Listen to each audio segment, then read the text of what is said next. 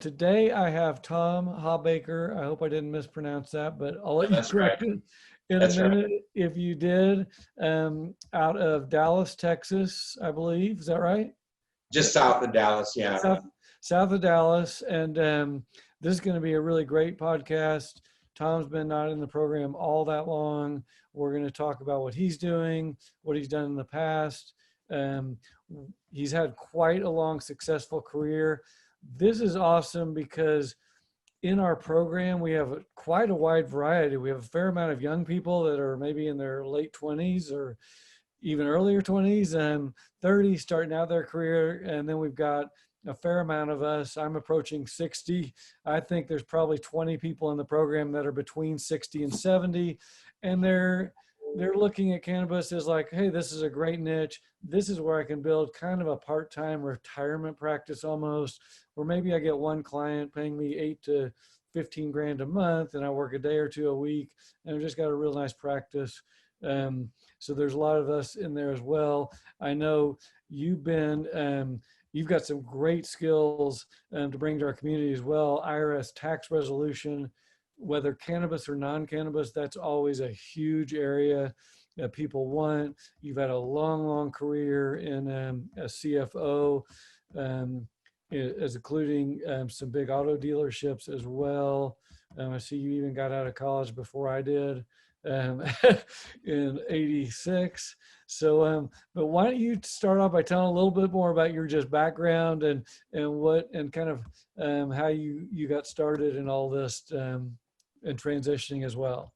Sure. Okay. So again, you did pronounce my name right. It's Hawbaker. I tell the girls it rhymes with heartbreaker. That always goes over real well.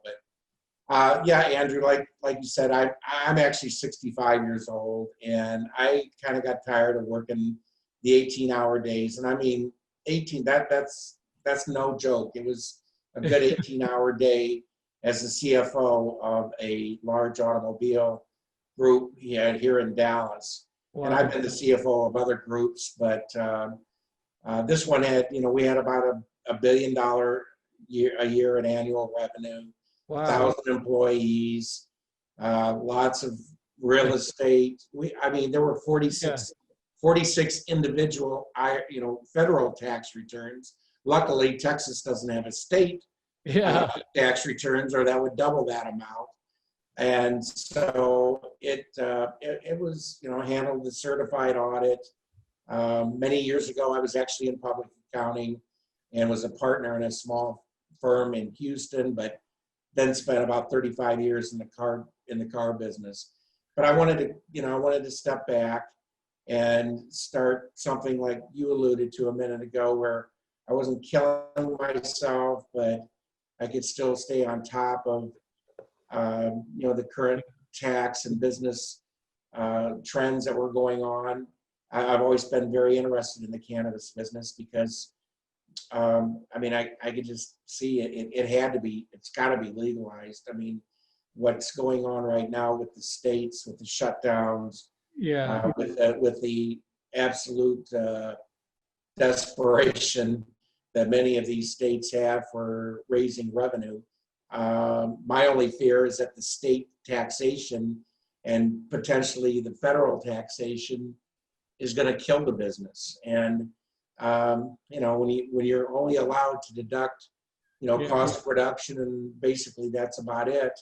I mean, and then you throw all the tax on the revenues, and I don't know that I just wonder if they're going to kill the golden goose.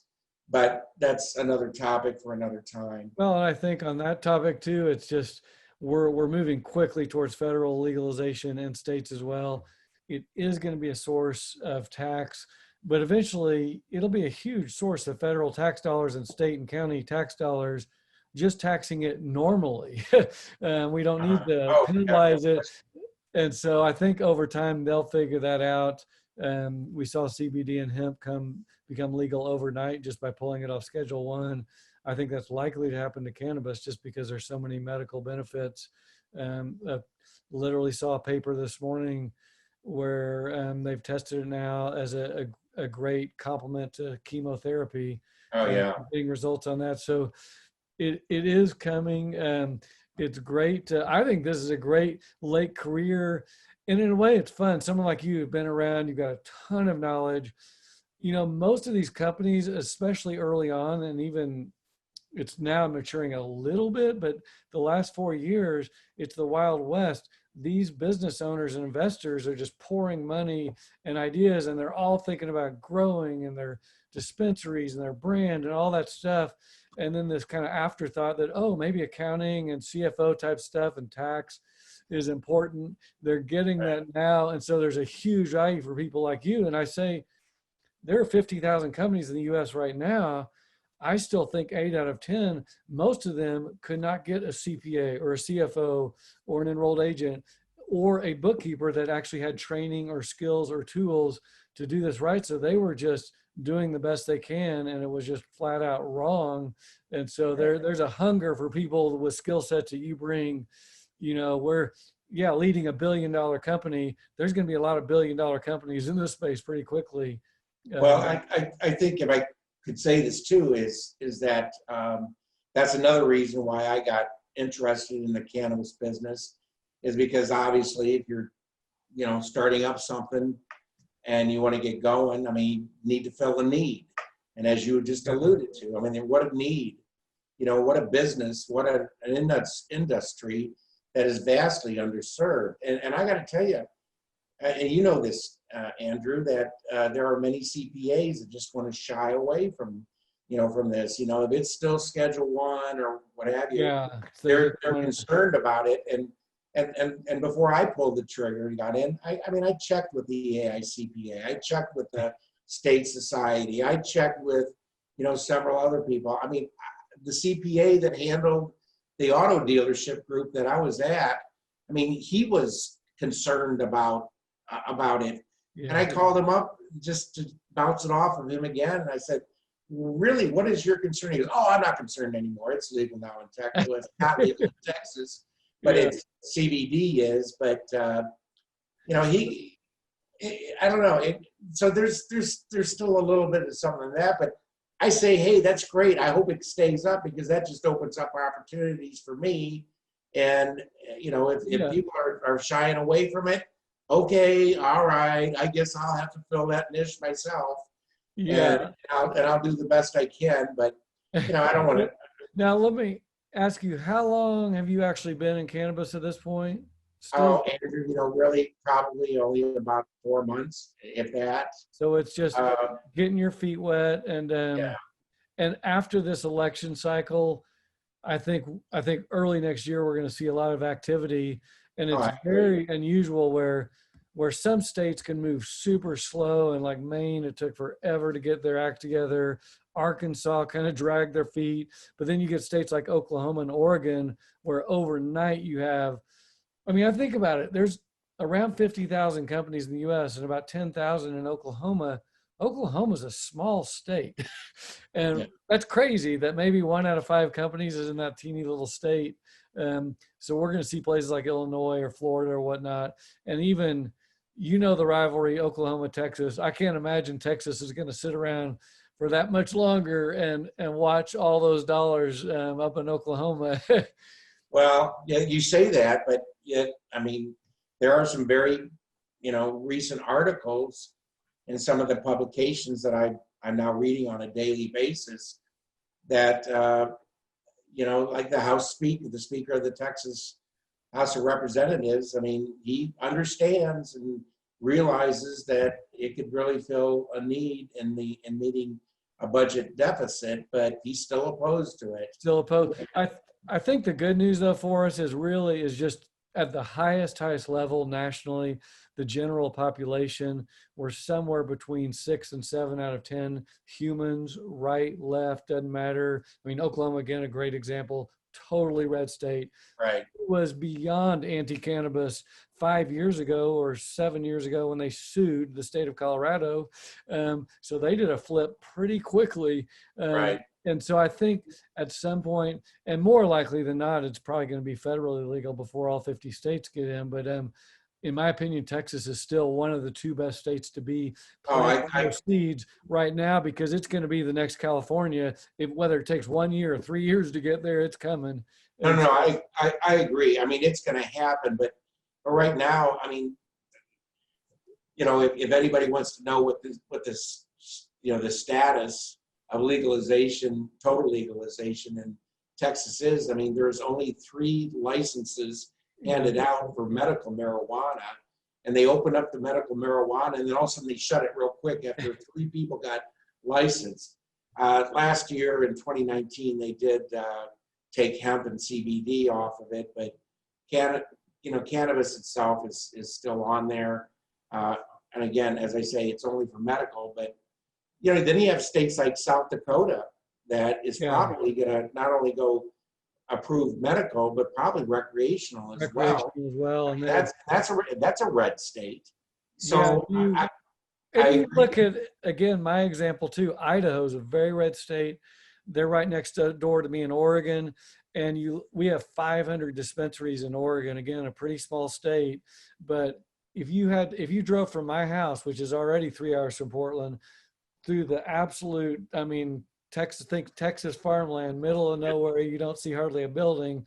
You get to the border of Oregon, Idaho, and the other side of that border, about 30 miles away, is Boise, which is a pretty small town. It's, I don't know, 500,000 people. But those 2 dispensaries right over the border are always 2 of the top 5, $10 million dispensaries. Wow. Right over the border. So it's coming. It's going to be exciting. You've already addressed a little bit of this, so I'm going to kind of combine a couple of these questions. What special skills and talents do you have that made your transition possible? And also translate that in. You've talked to some of that, your CFO level abilities, but tell us about your new firm and how that's going to be able to assist cannabis companies with all those skills you bring over from this long, great career. Okay, well, I can see a lot of comparisons, if you want to know the truth, about between car dealerships and this business. Now, the automobile dealership business is a little further along, but it tends to be populated by real cowboy type, free thinking, free spirited guys, and they don't put necessarily the emphasis on good reporting like they should. It's a very, very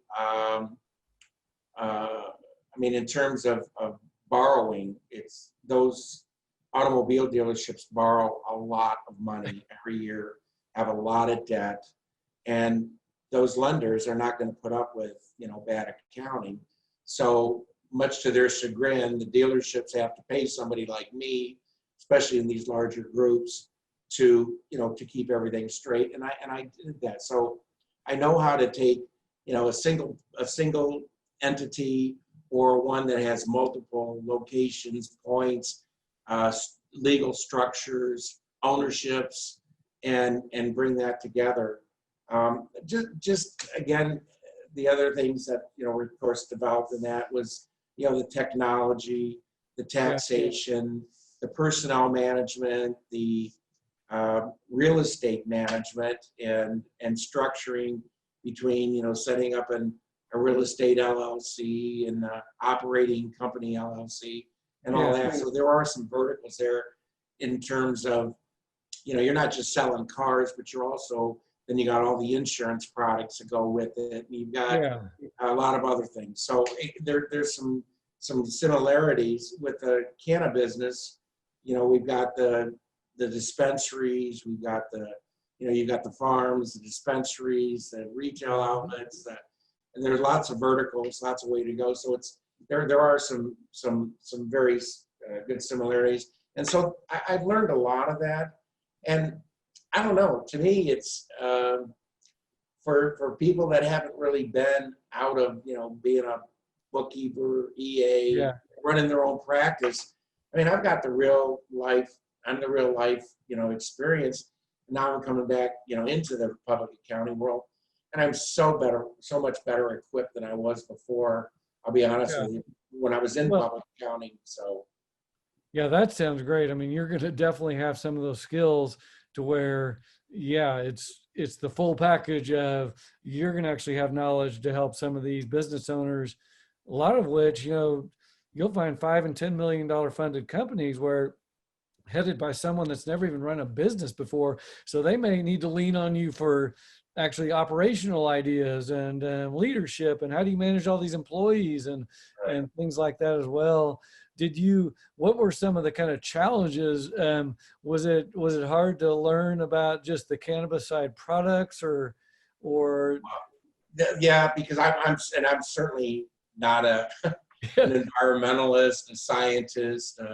I don't know. I've never been really all that interested in, how something grows and you squeeze it this way and you do it that way. And then, like, again, when it came to cars, I love cars, but after a while, after you see a car every day, they're just pieces of metal, you know what I mean? Yeah. So this has been interesting. I'm certainly bringing myself up to speed with it. And it's a whole different deal. It takes a little bit of time, but what I liked about this program or with the Dope CFO was, with your encouragement and your leadership, you were like, Tom, you just need to get out there and sell. I mean, the knowledge will come, and you're right, it will. And you've got a tremendous training course set up to help take, someone like myself. And to be honest with you, it is so much like, the accounting and dealerships as far as cost accounting goes. Yeah. It's a very easy transition for me. It's just learning about, the process itself and what the trends in the industry are and that type of thing. So. What about on the marketing side? You've been in a full-time job for quite a while. I know all accountants, they just hate that word, marketing, selling. I got to be honest with you. That's what I told my wife. I mean, I love getting on the phone. I love things like this. I love, getting somebody in because I think I'm good at it, to be honest with you. And I told my wife, man, it's not really that tough to get clients, but then somebody's got to do the damn work. Yeah. And as a small, sole practitioner, I mean, that's the only thing. I mean, I could spend 8 to 10 hours a day, doing the marketing and really love that. But then all of a sudden I get these people coming in and now somebody's got to do the tax return or the tax resolution or the can accounting. And so I'm looking forward to the day when I can, I'm going to ramp up a little bit more. I never want to get to a point where I want to have a big firm and, and that type of thing. But on the other hand, I can see myself with 3 or 4 people, and I think that's going to happen pretty quick, to be honest. And there's just so many, and they're growing. I still think of the 50,000, I think that's small now. Companies, I think there's going to be 400,000 or 500,000 companies in the next 3 or 4 years, and so most of them don't exist, and they're going to be looking for that people that have that stuff set up. Do you so you told us about your firm. And that's probably a good thing to talk about your firm. Do you want to, because as you grow and, in our community, if you say you landed 3 big clients or whatever, you can easily outsource the bookkeeping or whatever, the tax return or the piece you don't want to do. If you want, you're a little bit more like me. I like to do the CFO work and I outsource bookkeeping and tax work. So you can do as much as little as you want. Would your perfect client be someone who just needs that CFO level? Yeah, absolutely. Andrew, I don't want to get into a situation where I'm doing the grunt work, okay? It's not that I'm too good for it or that I haven't done it before or if it needs to be done, I don't know how to do it. I do know how to do it.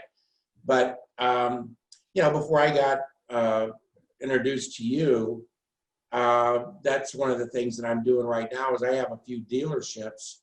But the nice thing about those dealerships is they all have a small office staff. So they have people that are there doing the transactional day-to-day thing. And then I'm just coming in and analyzing the results and consulting with the dealer owner. I don't see any reason why the cannabis business, can't work the same way. I would think that a cannabis business of any size is probably going to have a few people, 1 or 2 maybe, on site. And, and of course, with the COVID shutdown, I mean, if that hasn't proven to everybody that you Yeah. can do work remotely, and Yeah. there's plenty of ways, just like we're talking now, or, uploading files into secure Dropbox type arrangements. I mean, it can be done, even though I'm in Texas and we're not, Yeah. have all the opportunities that maybe a California, Oregon, or some of these other states have. I can do it all remotely, and I know I won't have any problems being able to handle that work. So Yeah, I think yeah, we were transitioning so much towards remote anyway the last few years, yeah, but then when COVID hit, people are right. like, I'm actually shocked at some of the companies, even around here in Bend, Oregon. I don't know if you've seen the Hydro Flask bottle. It was invented the headquarters is here in Bend, Oregon, Oh, really? and they have a huge facility. I mean, it's got to be a $50 million plant. They've been empty for months because I get coffee near there, and they're somehow working from home. And they make actual bottles. Mm, They're, but, really? so that's great with that. Yeah, I think the remote side is growing very quickly, and people are getting it that, yeah, we can add that. And I have another blog somewhere about this as well, about these CEOs or business owners. They all want the same thing, whether it's the head of that $1 billion company or Steve Jobs or some little person that owns a coffee shop. They want more money in their pocket at the end of the day. They want lower taxes. They want world-class audit-ready books so they can use those for, like you say, lenders, investors. It's the same basics. We want the It same is. stuff. And It's so if we can give them that, we can charge them for it. Most of our competition doesn't give them that. Another thing is too, we talked about this the other day, and the responsiveness, being available, being able to be organized, helping them when they need it. I think they figure out a lot of times with this rolls over to the legal profession too, and the standard, they've got their 10-person CPA firm, and to deal with an issue or a tax question or whatever, sometimes can take like 2 or 3 months because it's just so slow, the emails back and forth. Well, that's another selling point, or another big benefit of being a part of the group that you created.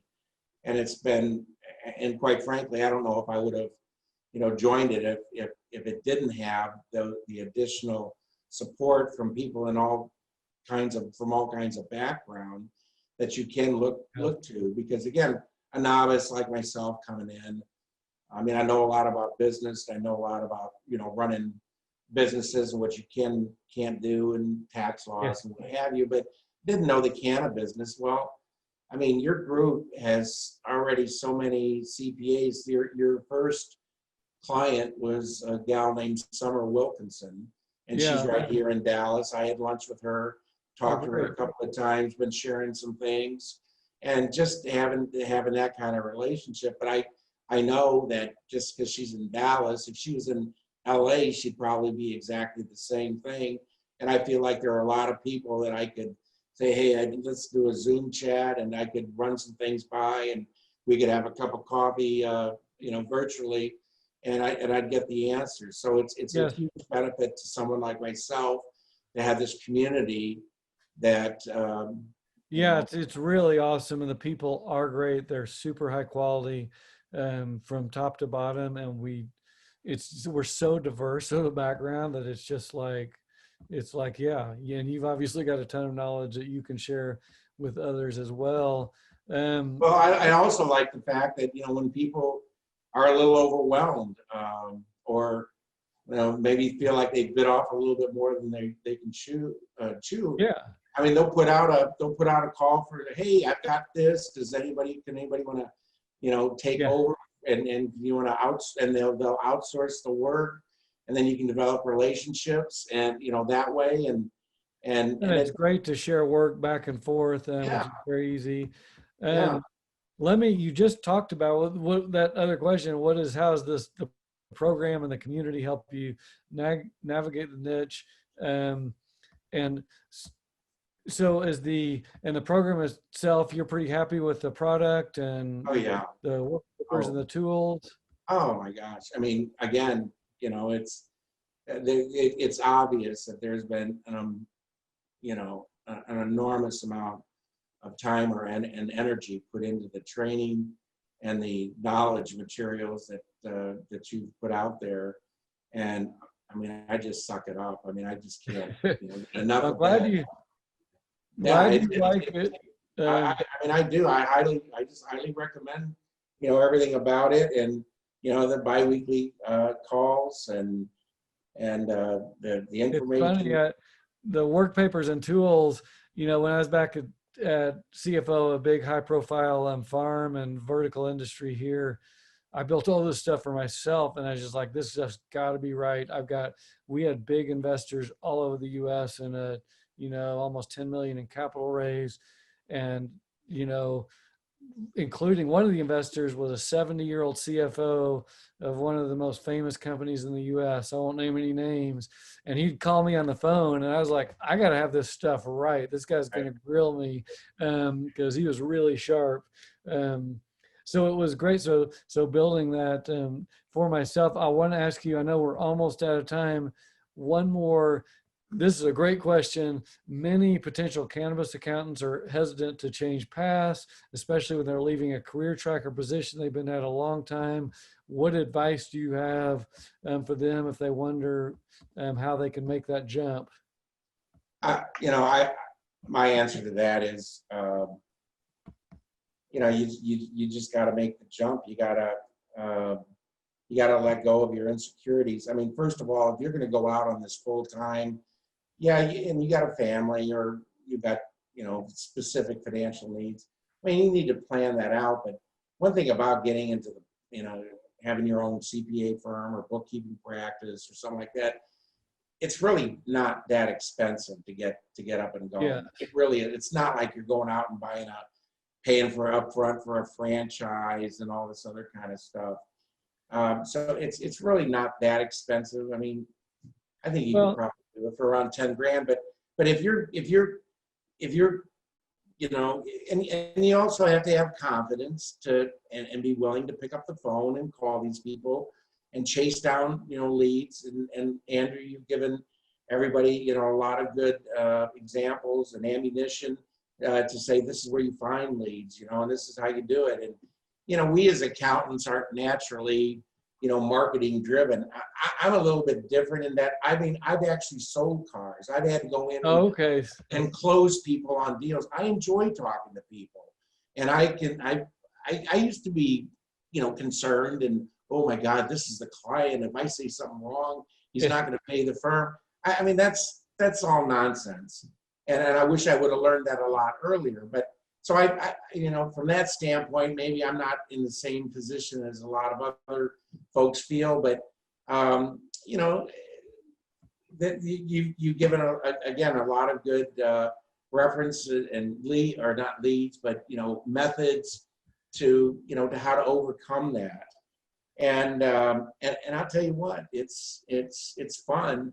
And once you develop that, I mean, people are going to say no. I mean, so what? That doesn't mean they hate you, but maybe you just have, when they say no, that just means you're just a little bit closer to saying yes. Okay.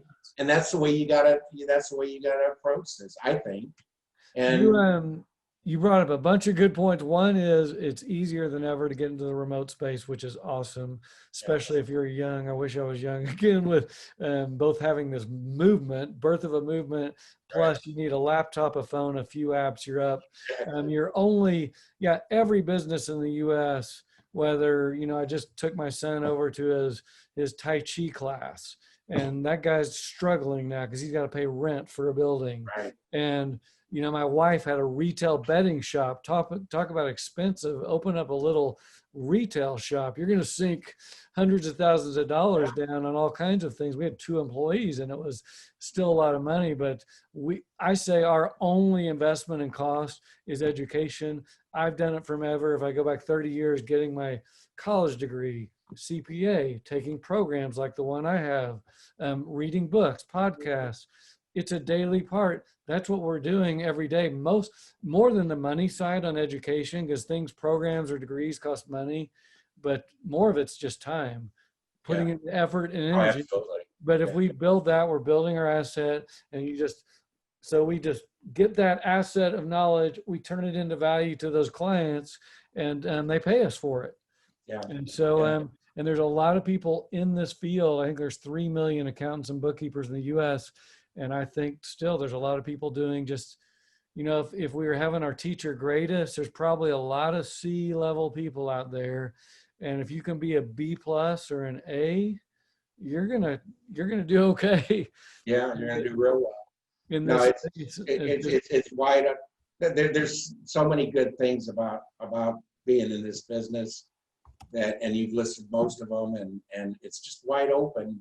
And you know, it's the people that want to jump see in. that, and not only see it where it is now, but where it's gonna be. Oh my gosh. Yes, and it'll be fun, like you say, the community, when we did used to meet at events and we'd all go to dinner and there'd be 20 of us, or we'd, you know, a few, like Summer and I, who else? We had 3 or 4 of us spoken in Arkansas in Little Rock one December, and we all had a great time.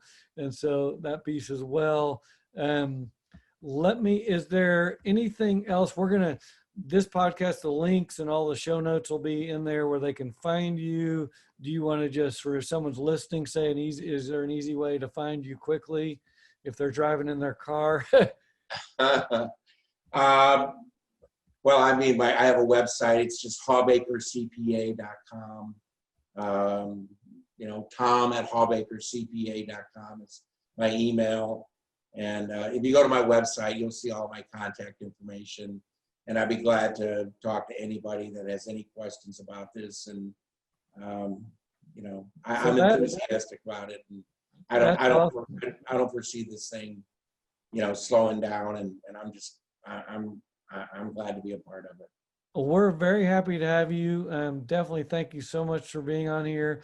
And by the way, Hawbaker is Hawbaker. And if you remember the show Hee Haw, is that that's the first haw part, and then you add the baker. So that's Baker. It's just like it sounds, Hawbaker. CPA.com. And so that's where, and we'll have it on there as well. So the program we're talking about is the Dope CFO program. That's the place where you can find anything to launch your firm into this cannabis or CBD hemp space, the education, our marketing system for finding and closing clients, as well as all of our work papers and tools for serving these clients, and the community piece as well, where we have a community of experts. You can text Dope CFO to 345-345, and you can get our free guide if you want to learn more what's required in this industry to provide world-class service to cannabis accountants.